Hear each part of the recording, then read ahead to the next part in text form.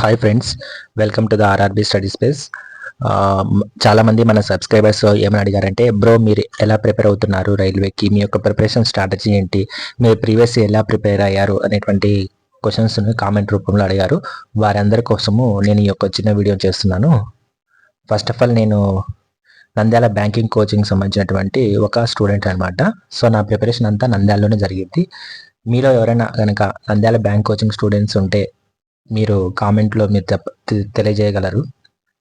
Next వచ్చేసి నా preparation వచ్చేసి ఫస్ట్ నేను ఫాలో అయినటువంటి ఏంటంటే బుక్స్ రిఫరెన్స్, తర్వాత టైం టేబుల్, తర్వాత వాల్ పోస్టర్స్, తర్వాత గ్రూప్ డిస్కషను, టెస్ట్ సిరీస్, అలాగే టెస్ట్ పేపర్ యొక్క డిస్కషను. ఫైనల్లీ నేను సాధించినటువంటి స్కోర్ అనేది మీకు చూపించే ప్రయత్నం చేస్తాను. First of all books reference గురించి తీసుకుంటే, అప్పట్లో నేను పర్టికులర్గా నాకు తెలియదు అనమాట ఏ బుక్స్ ప్రిపేర్ అవ్వాలి అనేసి. సో నేను మామూలుగా అయితే 2014లో నా బీటెక్ పాస్ అవుట్ అయింది. అప్పుడు 2014 నా గ్రూప్ డి నోటిఫికేషన్ వచ్చింది. కానీ నాకు అప్పుడు ఈ కాంపిటేటివ్ ఎగ్జామ్స్ మీద అంత అవేర్నెస్ లేక ఆ ఎగ్జామ్ రాశాను కానీ క్లియర్ కాలేదు. తర్వాత 2016లో ఎన్టీపీసీ ఎగ్జామ్ వచ్చింది.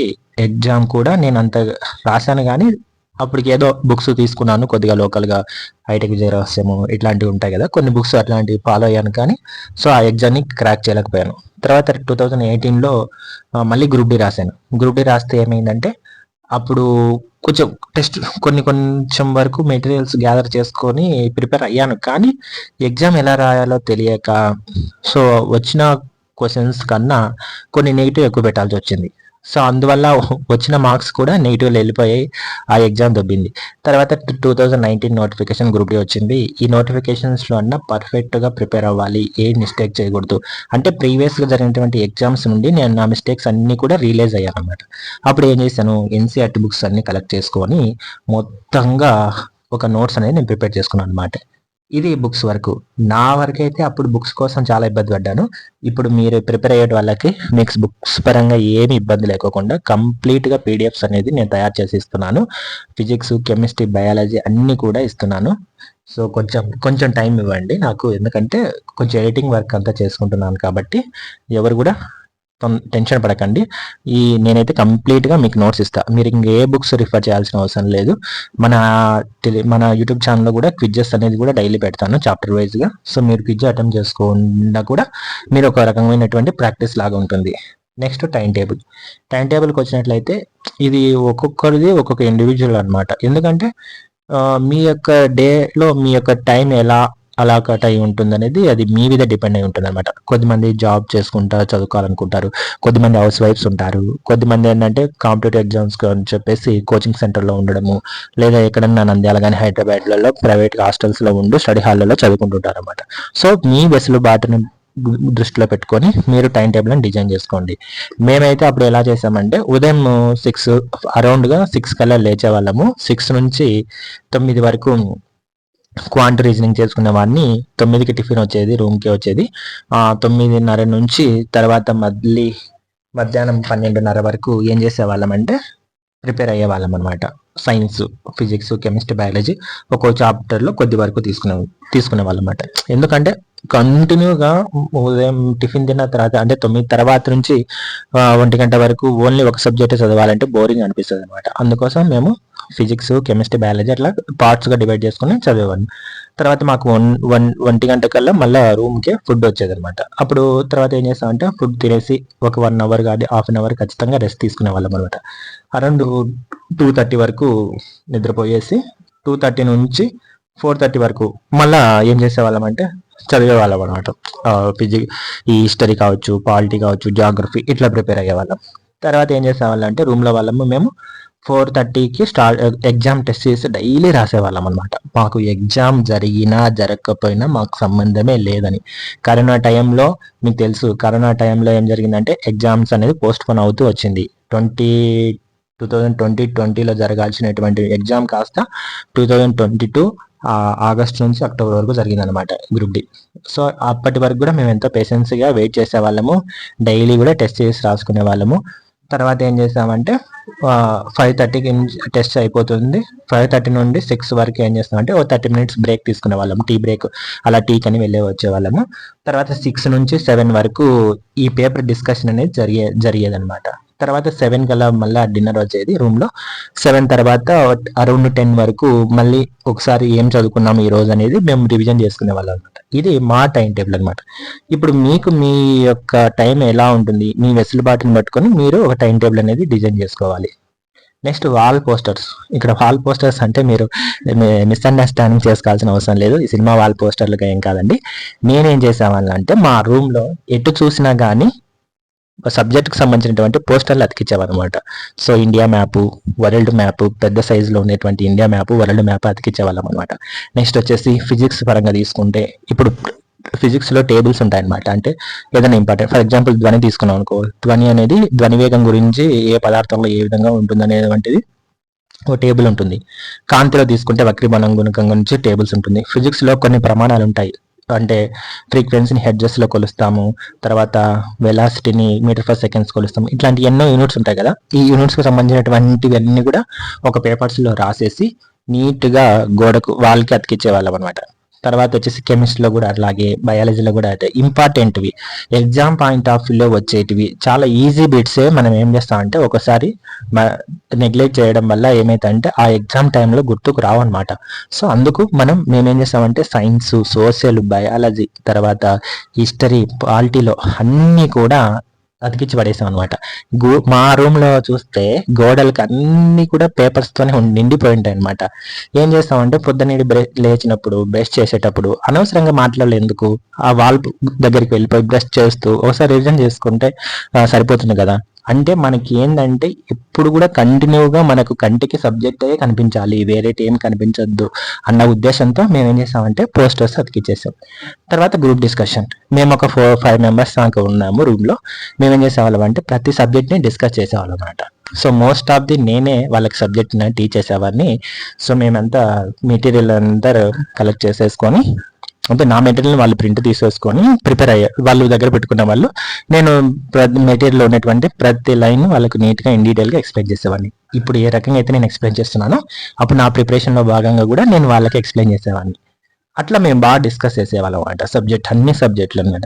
Next test series. మాకు టెస్ట్ ఎగ్జామ్ ఎప్పుడు పెడతాడా అనేటువంటి ఒక టెన్షన్ అనేది ఉండేది కాదు నిజంగా చెప్పాలంటే. ఇప్పుడు చాలా మంది అప్లై చేసినారో లేదో కానీ వెంటనే అడిగేస్తే క్వశ్చన్ ఏంటంటే, అన్న ఎగ్జామ్ ఎప్పుడు జరుగుతుంది బ్రో, ఎగ్జామ్ ఎప్పుడు పెడతారు బ్రో, ఇట్లా అడుగుతుంటారు. మనకు ఎగ్జామ్ ఎప్పుడన్నా పెట్టని, మనకు సంబంధం లేదు. మన పాత్ర ఏంటి దీంట్లో, మనం సబ్జెక్టు పర్ఫెక్ట్గా ప్రిపేర్ అయి ఉన్నామా. సో ఫర్ ఎగ్జాంపుల్ 1 వీక్ తర్వాత ఎగ్జామ్ ఉందంటే 1 వీక్ తర్వాత కూడా నువ్వు రాయడానికి సిద్ధంగా ఉన్నావా అనేది మేము ఆలోచించామన్నమాట. సో మేము ఏం చేసామంటే మేమందరం కూడా డైలీ ఒక టెస్ట్ సిరీస్ రాసుకునే వాళ్ళము. తర్వాత టెస్ట్ సిరీస్ 1 గంట రాసిన తర్వాత టెస్ట్ పేపర్ డిస్కషన్ అనమాట. సో తర్వాత ఏం చేస్తామంటే టెస్ట్ పేపర్ని అందరం ఓపెన్ చేస్తాం అనమాట. అందరం మొబైల్స్లో రాసే వాళ్ళము టెస్ట్ని ఒకసారి డిస్కస్ చేసేవాళ్ళం.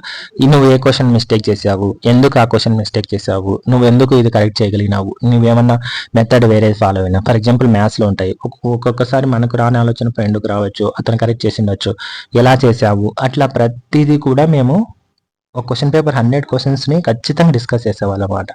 ఇట్లా మేము డిస్కస్ చేసేవాళ్ళము.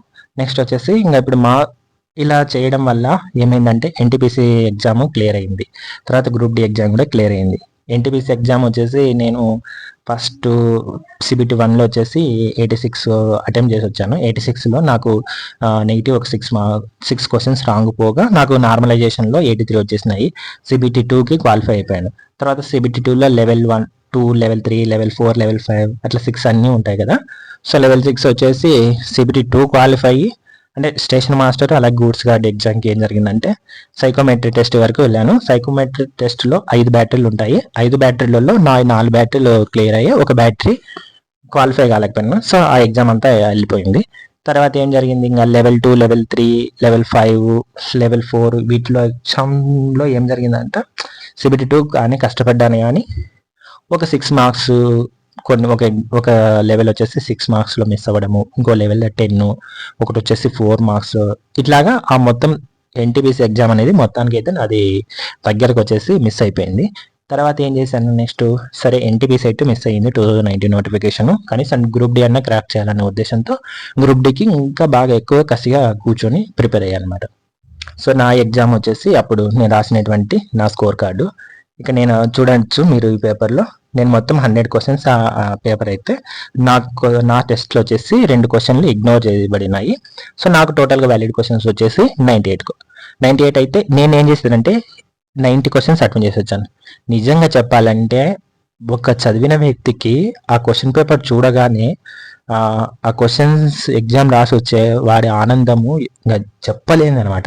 నిజంగా చెప్పాలంటే ఇందులో నాకు 96 క్వశ్చన్స్ తెలిసినటివే వచ్చినాయి. అంటే తెలిసినటివి అంటే నాకేం వాడి ఆన్సర్ పేపర్ లీక్ చేయలేదు, నేను చదివినాను కదా, ఇంత బాగా చదివినందుకు నాకు 96 క్వశ్చన్స్ తెలిసి ఉన్నాయి. ఈ 96 క్వశ్చన్స్లో ఆ 6 క్వశ్చన్స్ ఎందుకు అటెంప్ట్ చేయలేదంటే నేను తెలుసు కానీ 50% ఆన్సర్ ఉందన్నమాట.